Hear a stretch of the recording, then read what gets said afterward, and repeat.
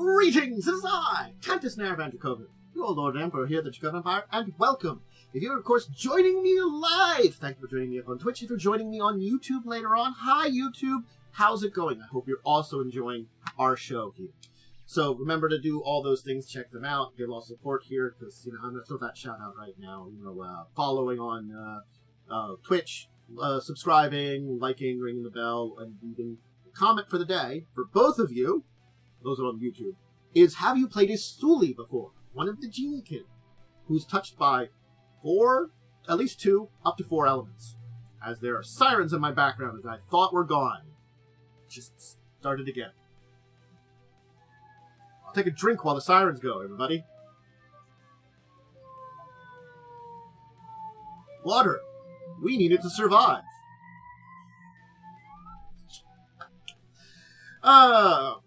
But yes, we're diving into the Pathfinder world again, and this is of a series of little sort of half-mini kind of specific creatures we're talking about of basically Geniekin, or creatures that are born of elements. And the Sulis are unique amongst them that they're touched by multiple elements.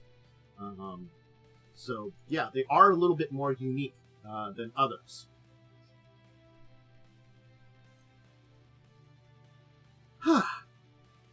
Now, there isn't to say there isn't others that...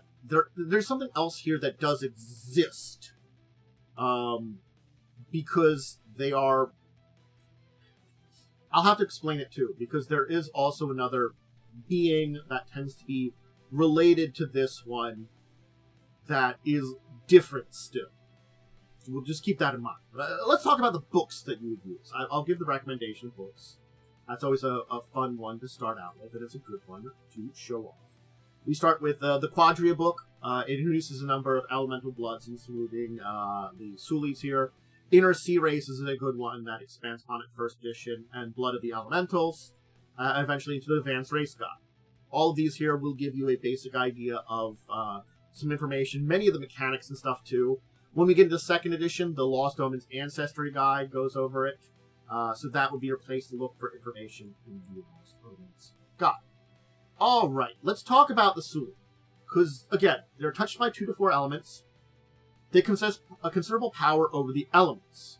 Even a lot more even than some of the other elemental blooding.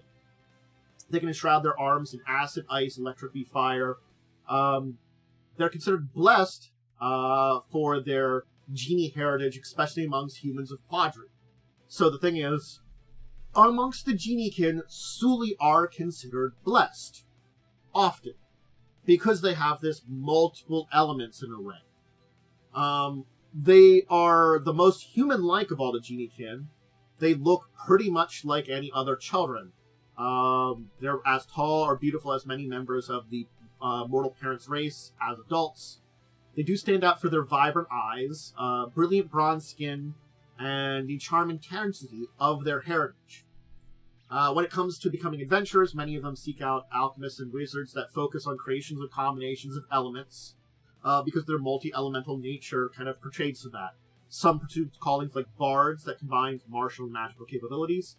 If you're a monk, they focus on inward attention inward, harnessing elemental potential inside themselves, and exploring their own inherent connection to the elements through their martial arts. So, Sulis are often the results of unions between mortals, usually humans, and John. In this case, they're known as Suli John. But the thing is, that's not always the case. Uniquely enough, there are a thing called Half Johnny, which are more closely related to that as a creature. So, yeah. Half Johnny are, often ones that also will, sire Suli Jan. Now, I guess it's a thing that you could be a half Johnny or a Suli Jan if your parent is a Johnny. I guess it's just dependent on the combinations.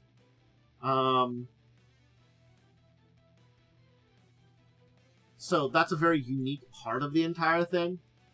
But basically, that's one of the ways of doing it. If you're a Suli John, you are that way because a Johnny or a John, actually, not a Johnny. Yeah, no, Johnny, or a half Johnny was your parent with a mortal. Weirdly enough. Again, it is a thing that you could become a half Johnny, which is a different, like, that's a thing entirely different. That's like a technical template, like half dragon, half fiend, half celestial. Those are more templates that you give to things. They're not really player character stuff the same way. So just kind of keep the idea that half Johnny exists out there where the blood is more compatible. It's just, if that's not the case, then it's a Suli John. Now, when two non-Suli Geniekin of different types produce an offspring, it can be dual elemental beings and humanoids, and the resulting Suli will have an affinity for these two elements. And Suli heritage is usually only known to manifest in adolescence, or when awakened with an encounter with a genie. Unlike other Geniekin, Sulis only live as long as humans, and their human nature expresses more in their development due to the weaker elemental influence. Because it's multiple elements, not one has a huge influence over them. They kind of cancel each other in a way. Signs of the heritage of a Johnny can be misinterpreted, and there have been Sulis that have been mistaken for burgeoning sorcerers.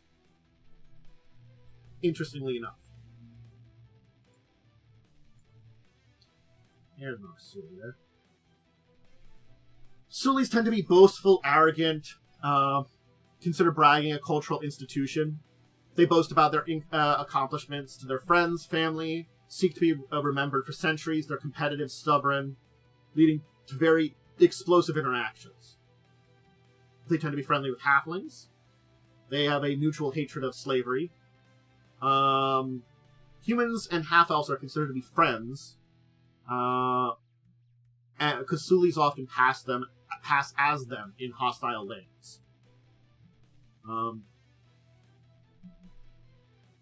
Again, this being of multiple natures drives many of them to become adventurers, to meet people, travel exotic lands, find whichever they might personally value, wealth or power. They have some empathy that can motivate them to take action against threats, and many of them have natural charms that can lead them into taking leadership roles or places of diplomacy. A Suli, because also its multiple nature, will often venerate multiple deities. If they seek revenge on society that mistreated them, they'll worship an elemental lord, one or all four of them. The Lantern King is sometimes, if they find his laughter warming and Fickle King tricks appealing. So, on Golarion, Suli are most common to the nomadic Jan clans on the continent of Kazmaran. It's kind of seen that Jans are most frequently found on the material plane as beings of all elements. Keep that in mind. So, yeah. Those nomadic clans in Kazmaran are a source of them.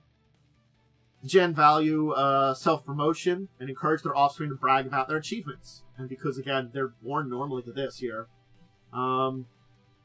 they'll send Sulis into human society, hoping to make good impressions, and often soften the stance of the Kelishite government regarding genie slavery, which we talked about if you missed the Geniekin episode. Yeah, it's a thing that exists.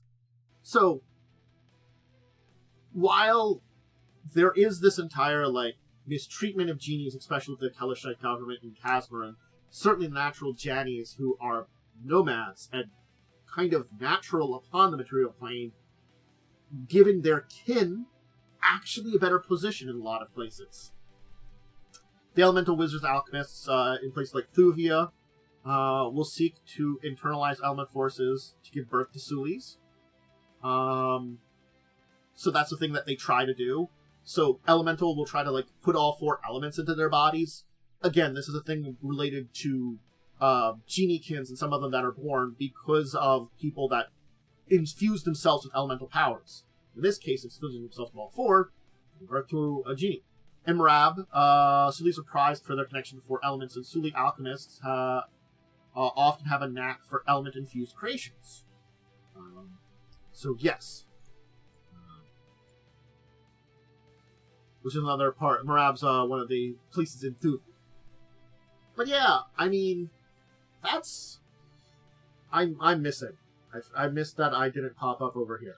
That's fine. I wasn't here the entire time. Don't mind that. I've been over top of it. I'm in two places. Don't mind that. I'm here now. Anyway, that's Suli. Sulis are very interesting among Geniekin because they tend to only be... there tends to be two groups of them. The Suli Jan, and those Suli that are of two other Geniekin. And both of them are very similar in the way they work, and are technically the same kind of thing because the expressions is the same. Whether they have 2 or 4 elements or multiple elements, they still have that same expression in their bloodline of the multiple elements that kind of cancel each other out and prevent a lot of, the benefits and downsides of the elemental blood.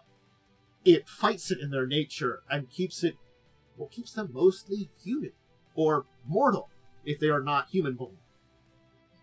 Whatever mortal that may be. Whatever their parent species, again, mostly human most of the time. Probably only live as long as them. They are so unique in that way.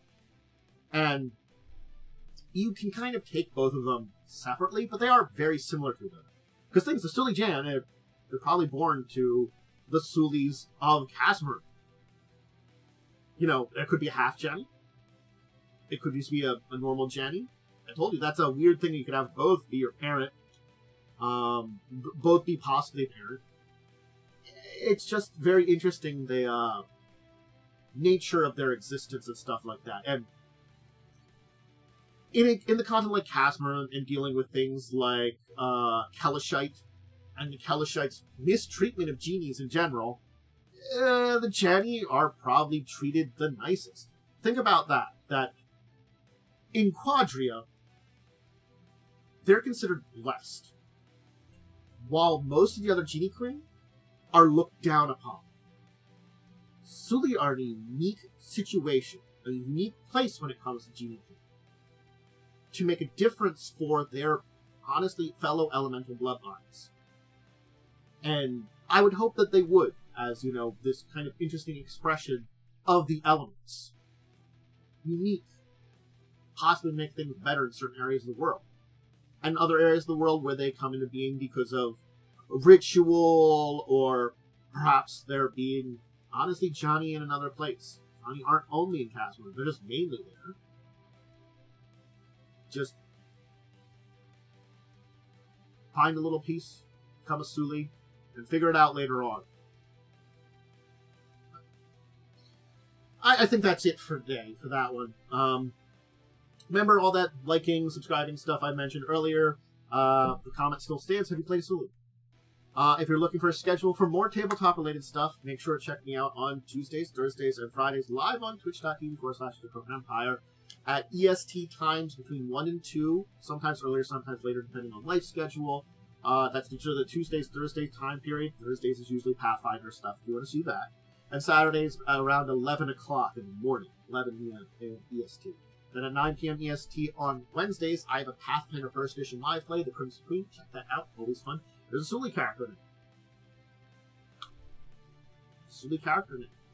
Make sure to check that out. And then, of course, Saturdays at 6 p.m. And that's everything. I hope you enjoyed learning about the Suli. They're an interesting group and a unique one amongst the Geniekin for many ways. So it's interesting to kind of dive into them a little bit. But until the next time we talk about more Geniekin, more planar scions, more interesting bloodlines that you can be, more interesting ancestors, I bid all of you a deep and wonderful farewell.